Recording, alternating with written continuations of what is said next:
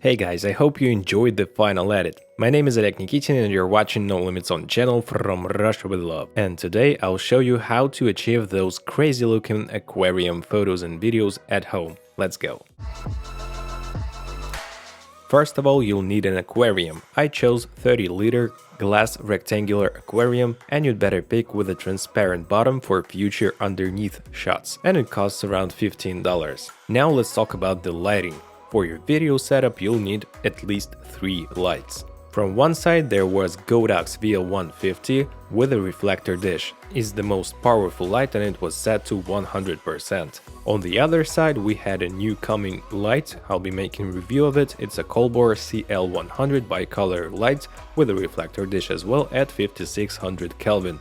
It's less powerful, but it's okay to create depth in your shot. One side will be brighter and the other one will be darker.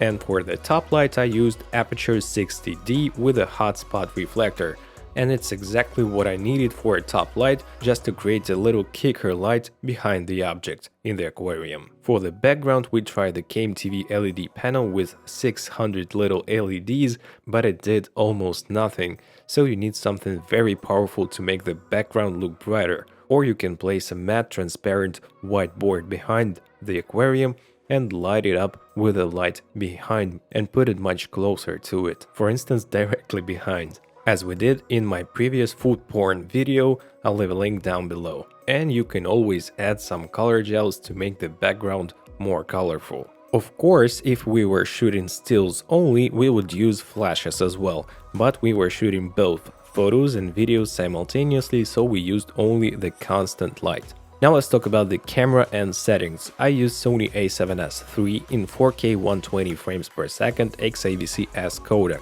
The shutter speed was 1/400, but you can set it to 1/250 and it will look great as well. I just prefer a little shorter shutter speeds in this case. White balance was set to 5300 Kelvin and a little towards magenta, since the 5600 Kelvin was too cool and a little green in my opinion, but it really depends on your set and your lights. I previewed everything on my Atomos Ninja 5 and used my favorite LUT to judge the color and correct exposure in S-Log3. I have a big video tutorial on S-Log3 workflow, so I'll leave a link below as well. ISO was set to the base ISO in S-Log3, which is 640.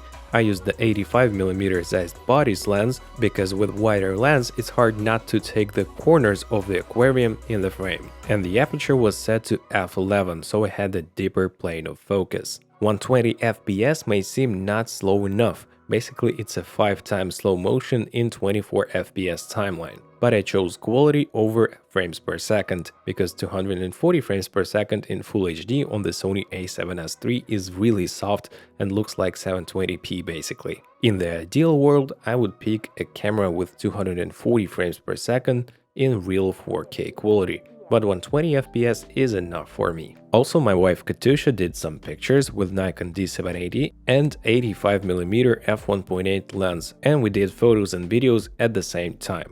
She used autofocus and the shutter speed was 1/1000, and she was using RAW. And now some more tips of advice about shooting in aquarium at home.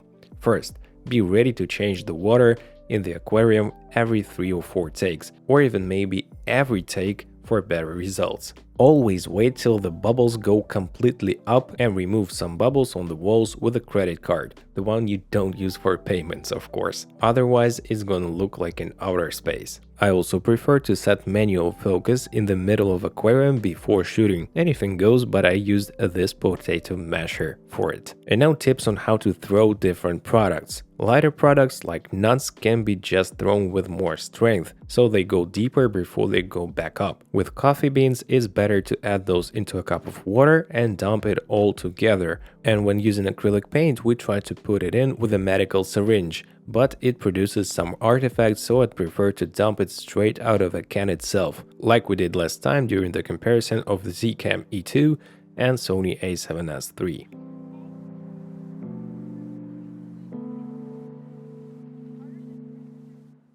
Always wash the bath after every change of water with acrylic paint, because it'll be much harder to wash it after the paint is there for some time. By the way, as you might have noticed, all the B-roll shots are shot with Insta360 Go 2, And just a few days ago I put out an in-depth review of this camera on the channel.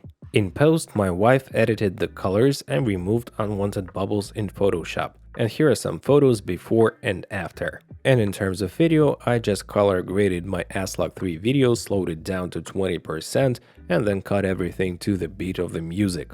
That's it. If you have any questions or suggestions, feel free to write them down in the comment section below, and don't forget to smash the like and subscribe buttons if you did enjoy this video. This was Oleg Nikitin and No Limits On channel from Russia with love. Take care guys and stay creative, stay home, stay healthy. Warp talks from Russia guys. Bye.